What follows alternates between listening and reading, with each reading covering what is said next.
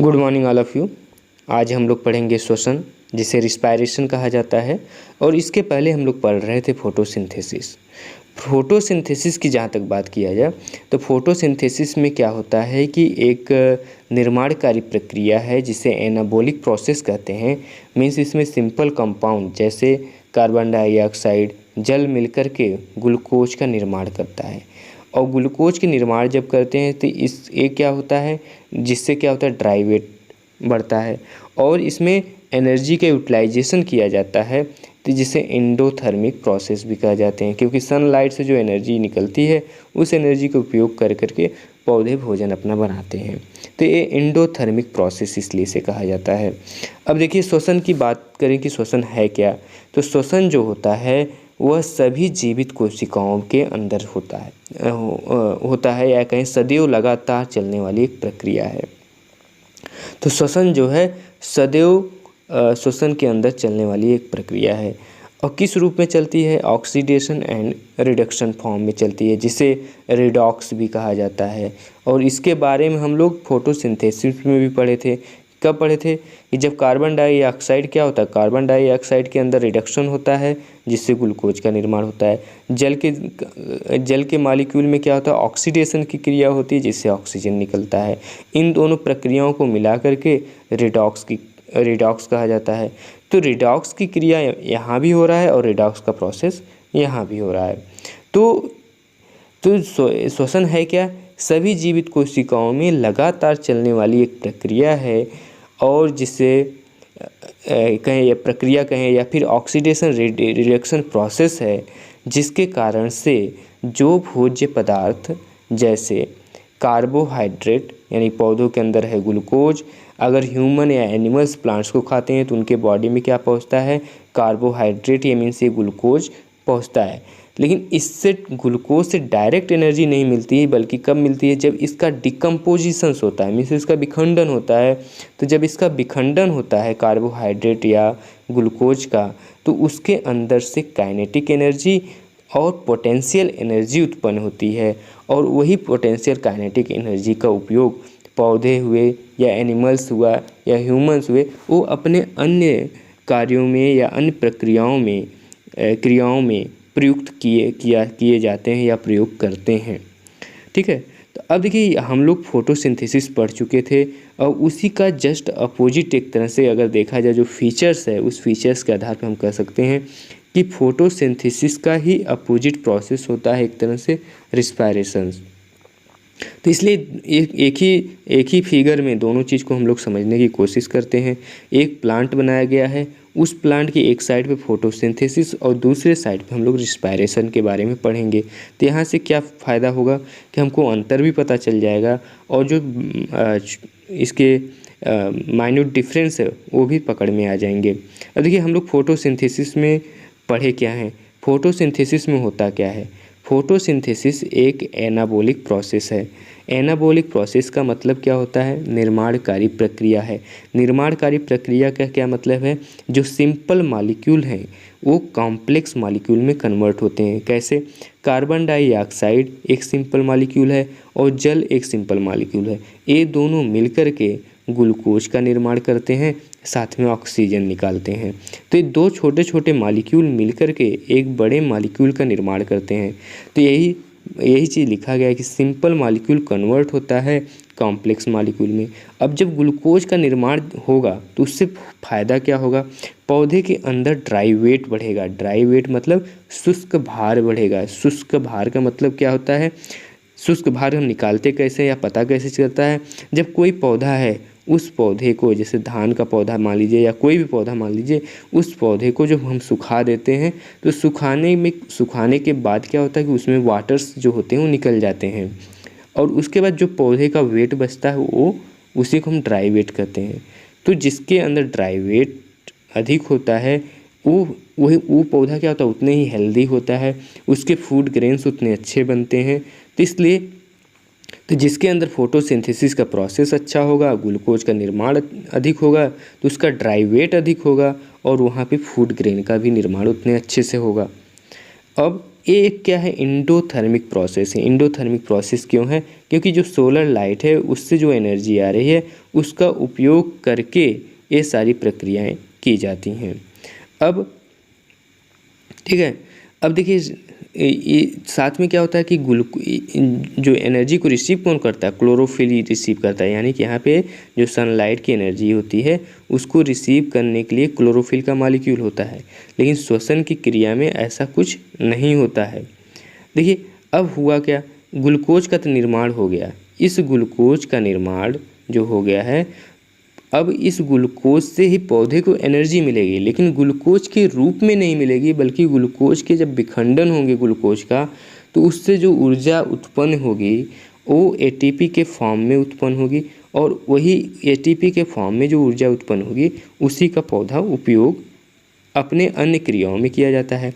लेकिन ग्लूकोज का जब हम निर्माण पढ़ रहे तो वहाँ भी क्या हो रहा था? एटीपी का यूटिलाइजेशन हो रहा था। कब? जो सोलर एनर्जी से एटीपी का निर्माण हुआ था लाइट रिएक्शन में, उसका उपयोग करके ही ग्लूकोज का निर्माण होता है। फिर ग्लूकोज से जो एटीपी उत्पन्न होता है उससे पौधे या ह्यूमंस की बात करें या एनिमल्स की बात करें, वो अपनी एनर्जी को या अपने आंतरिक क्रियाओं को चलाने के लिए ग्लूकोज से जो एटीपी उत्पन्न होते हैं उस ऊर्जा का उपयोग करता है। तो पौधे के, अब देखिए ये फोटोसिंथेसिस क्रिया लीफ में हो गई। अब ये ग्लूकोज क्या होगा? ट्रांसफर होगा पौधे के अन्य भागों में, यानी फ्लोएम पाया जाता है। फ्लोएम सिस्टम से क्या होता है? फूड मटेरियल ट्रांसफर होता है। अब श्वसन की क्रिया भी पौधे के अंदर भी होती है, और सभी जीवित कोशिकाओं, चाहे वो ह्यूमंस हो चाहे एनिमल्स हो, कोई भी लिविंग ऑर्गेनिज्म है जिसके अंदर जीवित कोशिका पाई जा रही है, वहाँ पे श्वसन की क्रिया होती है।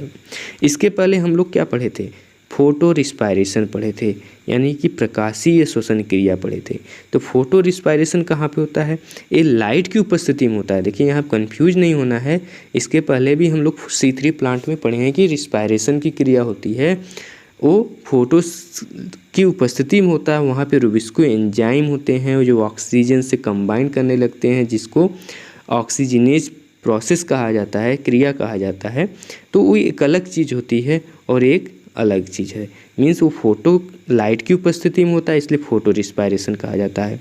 ये कहाँ पे हो रहा है? सेल के अंदर होता है, तो इसलिए इसको हम क्या कहते हैं? सेलुलर रिस्पायरेशन भी कहते हैं। ठीक है, इसको सेलुलर रिस्पायरेशन भी कहते हैं क्योंकि कोशिका के अंदर हो रहा है। अब जो ग्लूकोज का निर्माण हुआ है, एक क्या है? एक ग्लूकोज जो है हमारा वो कॉम्प्लेक्स मॉलिक्यूल है। एक टूटता किस में है? अब एक ऑक्सीजन की उपस्थिति में। ऑक्सीजन की उपस्थिति में ये टूट करके क्या बनाएगा? कार्बन डाइऑक्साइड बनाएगा, जल बनाएगा, और साथ में खूब एनर्जी रिलीज करेगा। ग्लूकोज से एनर्जी रिलीज होगी।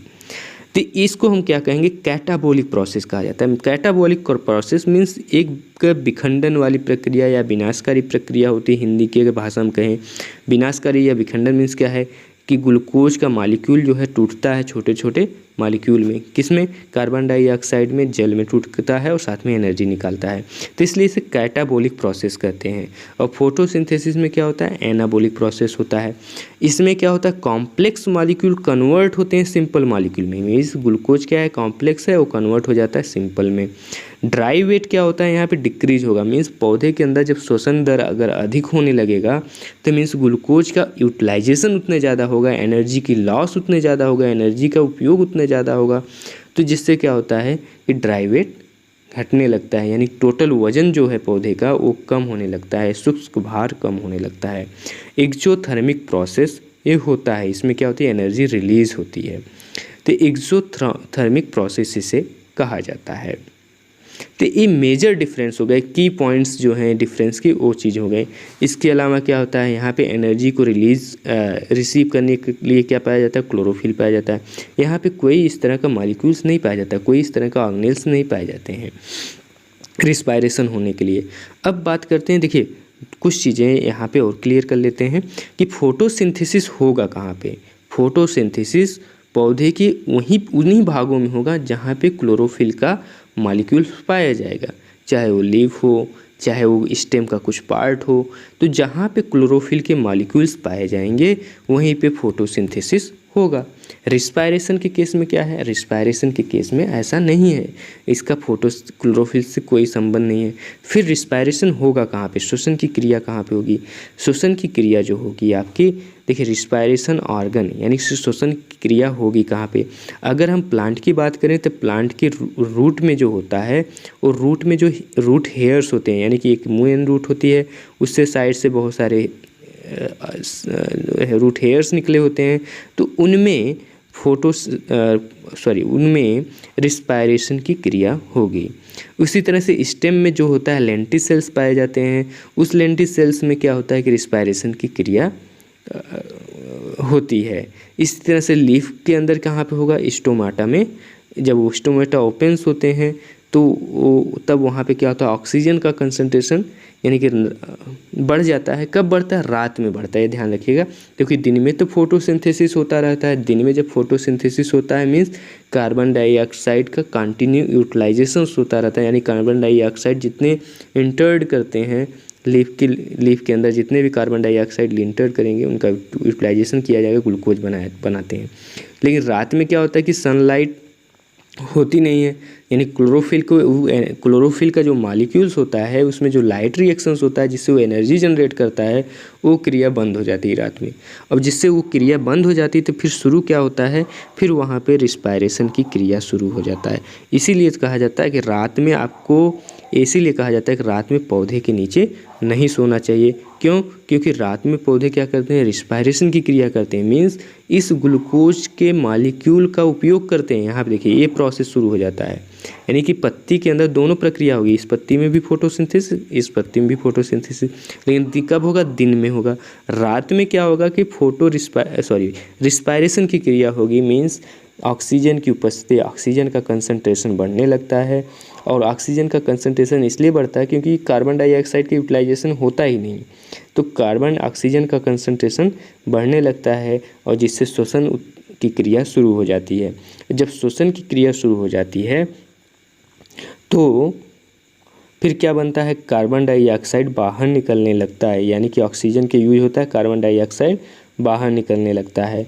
तो फिर क्या होगा, जब कार्बन डाइऑक्साइड बाहर निकलने लगेगा, फिर पौधे के नीचे अगर आप सोएंगे तो फिर क्या होगा, वहाँ पे कार्बन डाइऑक्साइड एक विषैली गैस है, मीन्स टॉक्सिक गैस है, और जो क्या करेगा, नुकसान पहुँचाएगा। इसलिए कहा जाता है कि रात में पौधों के नीचे नहीं सोना चाहिए।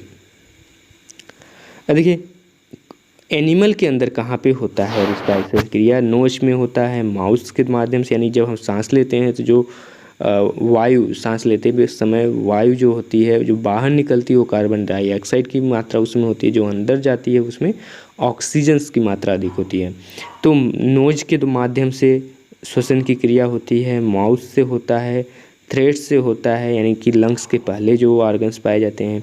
इसके अलावा लंग्स में होता है, लंग्स के अंदर जो ब्रोंकाइस पाए जाते हैं, एयर सैक्स पाया जाता है, कैपिलरीज पाए जाते हैं। तो ये सारे जो ऑर्गन्स हैं, यानी कि ह्यूमंस बॉडीज़ के अंदर या एनिमल्स बॉडी के अंदर, उनमें जो श्वसन की क्रिया होती है वो किस जगह पर होती है, उनके नाम हैं। अब इसमें इम्पॉर्टेंट फीचर्स और क्या है, ध्यान देने वाली बात क्या है, जो श्वसन की क्रिया होती है दिन में क्या होगा, दिन में कार्बन डाइऑक्साइड का उपयोग किया जाएगा, यानी कि दिन के यहाँ पे जो काम हो रहा है वो दिन में हो रहा है। इस साइड में लीफ के इस साइड में जो चीज़ें बनाई गई हैं वो सारा प्रोसेस कब हो रहा है, दिन में हो रहा है। अब देखिए क्या क्या हो रहा है, कार्बन डाइऑक्साइड का उपयोग हो रहा है, ठीक, कार्बन डाइऑक्साइड का उपयोग हो रहा है और ऑक्सीजन क्या हो रही है, यहाँ से रिलीज हो रही है। तो दिन के में क्या हो रहा है कि कार्बन डाइऑक्साइड का उपयोग और ऑक्सीजन रिलीज हो रही है। रात के समय क्या हो रहा है, चूँकि सनलाइट मिलती नहीं है, क्लोरोफिल एक्टिव हो नहीं पाता है, मीन्स वो एनर्जी जनरेट नहीं कर पाता है जो आवश्यकता होती है डार्क रिएक्शन में, तो इसलिए वहाँ पे कार्बन डाइऑक्साइड का उपयोग हो नहीं पाता है। कार्बन डाइऑक्साइड को पौधे स्टोमेटा से अगर अंदर इंटर्ड कर भी जाते हैं तो वहाँ पे पड़े रहते हैं, मीन्स उनका यूटिलाइजेशन नहीं होता है। तो रात में क्या होता है, ऑक्सीजन गेन करने लगता है पौधे में, फिर क्या होता है, ऑक्सीजन का कंसंट्रेशन बढ़ने लगता है। और क्योंकि ऑक्सीजन जो है इन्वायरमेंट में अधिक मात्रा में पाया जाता है, कार्बन डाइऑक्साइड जो है 0.03% ही होता है, तो ऑक्सीजन की मात्रा बढ़ने लगती है और फिर वो क्या होता है कि कार्बन डाइऑक्साइड, ऑक्सीजन गेन करने लगता है पौधा और कार्बन डाइऑक्साइड रिमूव करने लगता है। तो ये आवश्यक प्रक्रिया है, ठीक है। रिस्पायरेशन ये प्लांट के अंदर भी होता है, जितने भी पौधे हैं, जितने भी एनिमल्स हैं, जितने भी लिविंग ऑर्गेनिजम्स हैं, सभी की जीवित कोशिकाओं यानी कि लिविंग सेल्स के अंदर श्वसन की क्रिया होती है। यहाँ पे विशेष तौर पे ध्यान रखिएगा कि रिस्पायरेशन और फोटो रिस्पायरेशन दो अलग प्रक्रिया हैं, दोनों एक नहीं है, ठीक है। फोटो रिस्पायरेशन जो होता है लाइट की उपस्थिति में होता है, और रिस्पायरेशन जो होता है इसके लिए लाइट्स नहीं जिम्मेदार है।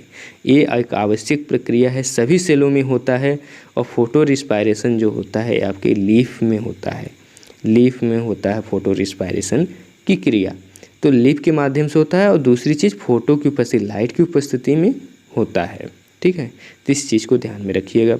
तो यहाँ पे भी अभी कोई भी किसी भी प्रकार का कन्फ्यूजन या डाउट्स या कोई भी क्वेश्चन इससे रिलेटेड है तो आप ज़रूर पूछिएगा। ओके, थैंक यू, धन्यवाद।